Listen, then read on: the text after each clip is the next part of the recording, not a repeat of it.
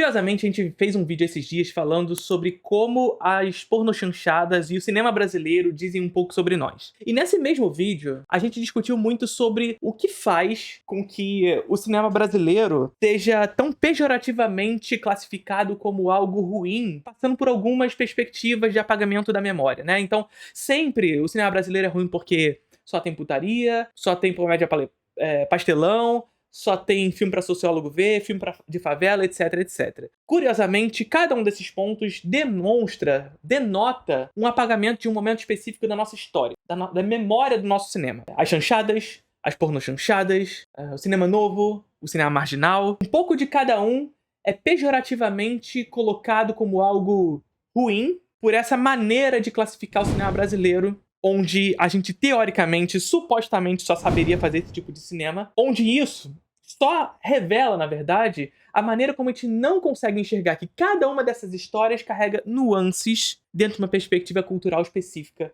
no Brasil. Essas são as nossas histórias. E essas nossas histórias, em cada uma de suas individualidades, carrega nuances. E aí eu assisti A Hora do Mal. Depois de ter feito esse vídeo e ter conversado sobre isso com vocês, eu assisti A Hora do Mal. E eu me peguei falando justamente o que eu conversei com vocês nesse vídeo em que a gente fala sobre a pornochanchada. Porque os Estados Unidos, digamos assim, só sabem fazer filmes sobre American Way of Life, só sabem fazer filmes sobre crises nas escolas, só sabem fazer filmes de um único tipo. Você conhece o Introdução ao Cinema? O curso de cinema contínuo mais charmoso do Brasil. Eu sei que vocês já me ouviram falar isso inúmeras vezes aqui no canal, mas eu preciso falar mais uma vez pra vocês, porque eu sei que você não tá inscrito ainda. E lá você vai encontrar linguagem, teoria, história, crítica, política, filosofia, tudo relacionado à produção cinematográfica. E vou dizer mais pra vocês, são mais de 60 aulas já disponíveis. É uma plataforma de streaming só de aulas de cinema disponibilizadas por mim por lá. Então assim, o que você está esperando para fazer parte da Introdução ao Cinema? Ah, Felipe, mas é só 60 aulas, é só isso?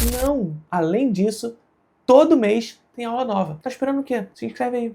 É claro, evidente, que quando a gente fala isso, não é no sentido de fazer uma crítica ao cinema americano, que é um dos melhores cinemas do mundo. Mas entender, mais uma vez, que cada cinema de cada uma das suas localidades espelhará aquilo que as vivências do lugar transmitem. Evidentemente, a partir de uma lógica globalizada, há uma inserção nas outras localidades daquilo que é monopólio. Então o cinema americano, ele tem muita influência no que é produzido culturalmente no Brasil. Infelizmente, é assim que funciona quando a gente trata de uma perspectiva globalizada, capitalista, inclusive, onde o domínio de patentes, o domínio tecnológico, o domínio de técnicas está nas mãos deles. Agora, é curioso perceber que os Estados Unidos fazem o mesmo tipo de filme, com nuances. Nuances que carregam a sua própria cultura. Só que qual é a grande diferença? É que o que é produzido nos Estados Unidos é ideologicamente colocado como universal. E sendo colocado como universal, ora, eles fazem de tudo. E a gente não enxerga que, na verdade, são nuances do mesmo. Isso tá tudo bem, porque cada local, cada lugar vai produzir aquilo que parte de um pressuposto específico.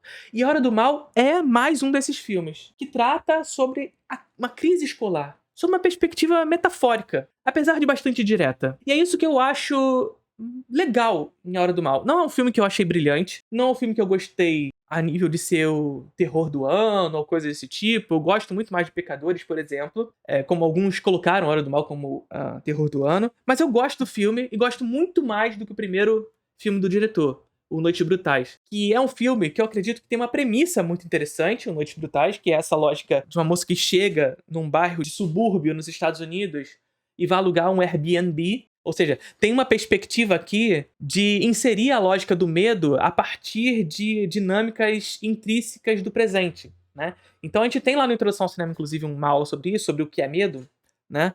E a gente diz que o medo é uma categoria histórica. Ou seja, a noção do que é medo, ela muda de acordo com o espaço e com o tempo onde determinado sujeito está inserido e, portanto, suas narrativas também. Então, se a gente pega A Virada do Milênio, o Kiyoshi Kurosawa, ele faz Pulse, que é um filme sobre um pouco sobre essa questão do bug do milênio e essa conexão entre o mundo dos mortos e o mundo dos vivos através do digital, tá ligado? Não, na verdade, eu prefiro Hora do Mal do que Noites Brutais. Gosto mais de Hora do Mal. E no caso de Noites Brutais, por exemplo, A gente tá falando de um medo muito característico dos nossos tempos, ou seja, essa noção de que a gente pode alugar uma casa pelo celular e a gente aluga uma casa de uma pessoa que a gente não conhece e a gente vai lá se hospedar nessa casa de uma pessoa que a gente não conhece. É claro que se oferece toda uma gama de segurança, etc., oferecida por aquele que loca, mas também pelo aplicativo, etc., teoricamente, mas convenhamos que isso transmite, ao mesmo tempo, uma série de inseguranças provenientes do nosso tempo. E é justamente nesse lugar que o diretor aproveita para contar a história de Noites Brutais. Essa é a premissa inicial, que eu acho muito interessante. Só que o filme, ele vai descambando na segunda parte para um outro lugar, onde ele deseja cada vez mais complexificar as suas ações, que é o lugar onde o filme, pra mim, se perde. Ele quer falar um pouco sobre maternidade, etc. Existe uma tentativa de complexificar essas questões que, à primeira vista, é até interessante, você ir descobrindo o que tá nos confins daquela casa, nos porões daquela casa,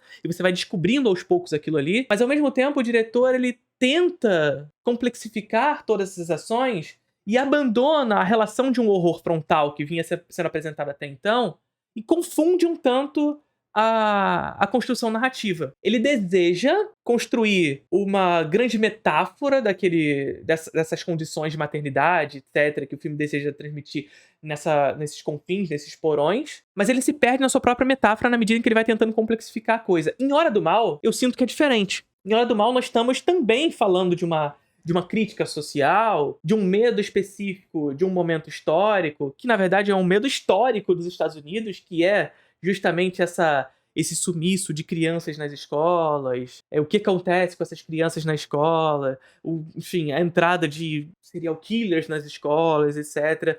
Também está trazendo isso sob uma perspectiva metafórica, mas aqui, diferente de Noites Brutais, o diretor não deseja complexificar essas ações, ao contrário, ele trata de uma maneira muito simples, honesta e direta todas essas relações. Então a gente tem um contato com a metáfora muito frontal. O que faz com que a gente, por mais que seja uma metáfora, a gente se conecte com ela de maneira muito direta, fácil, sem que a gente se desprenda da própria relação em que o filme vem se apresentando. Ou seja, pela sua dinâmica para além da metáfora. O filme consegue funcionar tanto sob uma perspectiva do suspense do que tem naquela casa, quem é a pessoa que fez com que as pessoas sumirem, como numa perspectiva metafórica, onde está se discutindo Estados Unidos e o medo proveniente das escolas, do que acontece nas escolas nos Estados Unidos. Ele consegue funcionar nessas duas dinâmicas. Por quê? Porque ele não deseja complexificar o seu subtexto. Ele não se enrola nessa complexificação do subtexto. Não que complexificar seja um problema, mas em caso de Noites Brutais, ao meu ver, essa complexificação enrola o filme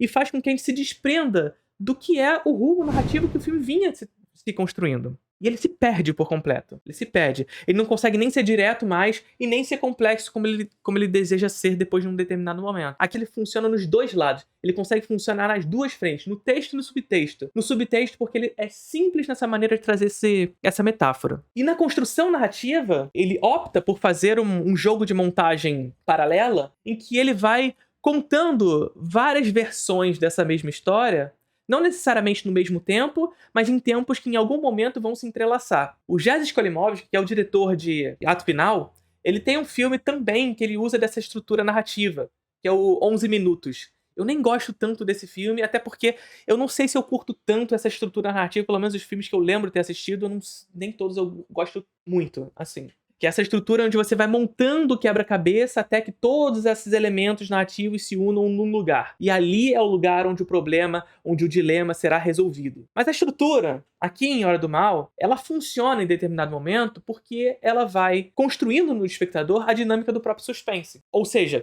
o espectador, ele sabe muitas vezes até mesmo menos do que os personagens na tela estão. Em alguns outros momentos, eles sabem um degrau a mais do que os personagens que estão na tela sabem, mas não o suficiente para resolver o problema. Você tá vendo aquela estrutura, você tá construindo a história de um dos personagens. Você tá indo até conhecer o lugar onde aquele personagem vai chegar. Vai descobrir junto com ele alguma coisa. E quando você vai descobrir a coisa, corta, vamos pro próximo personagem. E agora vamos contar a história a partir da perspectiva desse outro personagem, até que a gente vai reunir todos num lugar só. E quando você vai contando essa história de cada um desses personagens, você vai estabelecendo, o diretor vai estabelecendo no espectador essa dinâmica, essa ansiedade do que está por vir, porque você corta no momento onde você vai descobrir, ou seja, você cria no espectador essa dinâmica onde ele vai saber o suficiente para que a história continue se desenrolando, mas não o suficiente para que ele descubra o problema. E essa é a dinâmica do suspense, do próprio suspense. Você dá cartas pro seu espectador. Você oferece ao espectador a possibilidade de resolver o problema, mas não, de fato, a resolução do problema. Então você conta a história por uma perspectiva até o momento onde é o limite daquela história possa ser contada. Se eu for um pouquinho além disso, o espectador descobre. E aí você corta. Você conta o próximo. Aí você corta, você conta o próximo. E você nunca conta por completo aquela história. Em determinado momento, quanto mais você vai apresentando personagens, você descobre inclusive a ameaça. A ameaça finalmente se apresenta pra gente. Muito parecido com o que acontece com o filme lá com o Nicolas Cage. Muito parecido com o que acontece com Longlegs. E eu acho que inclusive esse é um ponto negativo, tanto de Longlegs quanto de Hora do Mal. A revelação da ameaça. Em Longlegs, a gente fica uns 40, 50 minutos sem ver a ameaça de fato. A ameaça é um grande problema que a gente precisa descobrir quem é um grande mistério. É esse lugar onde o diretor também vai estar sempre apresentando um passinho pra gente do que é aquela ameaça, mas nunca revelando ela. Sempre criando ansiedade, porque o próximo passo a gente consegue descobrir, mas ele nunca dá esse passo. Até que chega um determinado momento que ele simplesmente revela. Num momento sem qualquer expectativa. Simplesmente revela. Aqui em Hora do Mal, eu sinto que tem um pouco disso também. A gente não sabe quem é a ameaça. A gente sabe que tem um problema dentro da casa, mas a gente não sabe quem é a ameaça. Mas em determinado momento, ele simplesmente revela. Sem uma construção narrativa para essa revelação. Eu fiquei... Nesse momento, bateu uma relação anticlimática com a cena, sabe? Mas ainda assim, o filme é funcional. Ele consegue caminhar dali por diante. Ele consegue seguir nesse direcionamento de levar uma história metafórica e, portanto, metafísica de alguma maneira, para uma dinâmica direta e material. A gente consegue sentir o peso da história, mesmo que ela carregue consigo um tanto de sobrenatural, na sua dinâmica mais direta, a gente consegue sentir o peso da materialidade. Porque a metáfora é sobre a relação material dos Estados Unidos e escolas. Mas o filme conta isso a partir de uma perspectiva sobrenatural. De uma sujeita, de um personagem que vai tirar essas crianças da escola. E que nunca mais essas crianças irão voltar. E elas nunca mais voltam. Isso não é spoiler, porque isso tá na primeira cena do filme. A narração inicial do filme é sobre as crianças que fugiram em um determinado momento, à mesma hora do dia, às 2h17 da manhã, correndo pelas portas de suas casas e nunca mais voltaram. A busca é a razão pela qual todas as crianças da mesma sala, exceto uma, fugiram naquele mesmo dia, naquele mesmo horário. Sumiram no mesmo dia e no mesmo horário. A busca da estrutura do filme, portanto, é a revelação desse problema. Por que elas não voltaram? Será que elas vão voltar? Será que há esperança para esse retorno? Será que há a possibilidade que essas salas possam novamente estar cheias? Nesse sentido, o filme é bastante eficaz, de trazer essa estrutura direta, de se conectar de maneira muito frontal com esse medo proveniente de um tempo histórico muito estabelecido, sobretudo nos Estados Unidos, mas que, como tudo nos Estados Unidos, torna-se universal, e que tem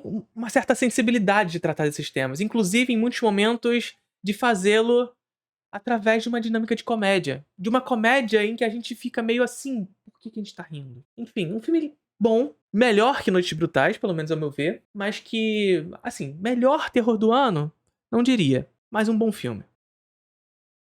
Você que acompanha o meu canal já conhece o conteúdo produzido aqui no canal Felipe Leão. E provavelmente também já conhece o meu novo projeto, junto com a Bruna e com o Focas, o Vertigem Podcast. Ó, não pula esse insert aqui não, que no final do vídeo eu vou te contar todos os convidados do mês de setembro lá no Vertigem. E bom, nas últimas semanas você deve ter visto que a gente tentou unificar todos esses projetos em um único canal, o que gerou um tanto de ansiedade da minha parte. Meu medo era perder esse canal aqui com vocês, onde sempre busquei um conteúdo pedagógico sobre cinema e política. Um desafio onde sempre busquei trazer um conteúdo mais aprofundado sobre cinema de forma mais abrangente. E foi numa conversa com o Otávio Gá e assim, quis ser iluminado. E como ser iluminado que é, me trouxe à luz. Por mais que a ansiedade de fazer as coisas darem certo de forma mais rápida nos tenha feito unificar todos esses projetos, essa talvez não tenha sido a melhor das estratégias, a estratégia mais inteligente. Isso porque essa unificação poderia causar uma confusão no algoritmo e, por consequência, em vocês enquanto espectadores, o que me faria perder tudo, na verdade. Tanto o Vertigem quanto o canal Felipe Leão, que eu vinha construindo com vocês. Então, em pouquíssimo tempo, esse aqui que era o canal Felipe Leão, virou o canal Vertigem e agora volta novamente a ser o canal Felipe Leão. Mas o Vertigem, Felipe, morreu? Não, continua vivo. Agora, apenas com um novo canal, exclusivamente pra ele. E eu peço encarecidamente que você vá lá se inscrever. O link tá aqui na descrição. Por lá teremos um programa de Hard News, que não será só sobre cinema, mas também sobre cinema, artes, cultura, sociedade, atualidades, política, com convidados maravilhosos já confirmados. Matheus e Guigo, do Matando Matheus a Grito, Rosane Mulholland, Otávio Gá, o Ser Iluminado e Central Pandora. Tudo isso no final de agosto e setembro. Então faz esse favorzão, se inscreve lá no canal e vamos voltar pro vídeo.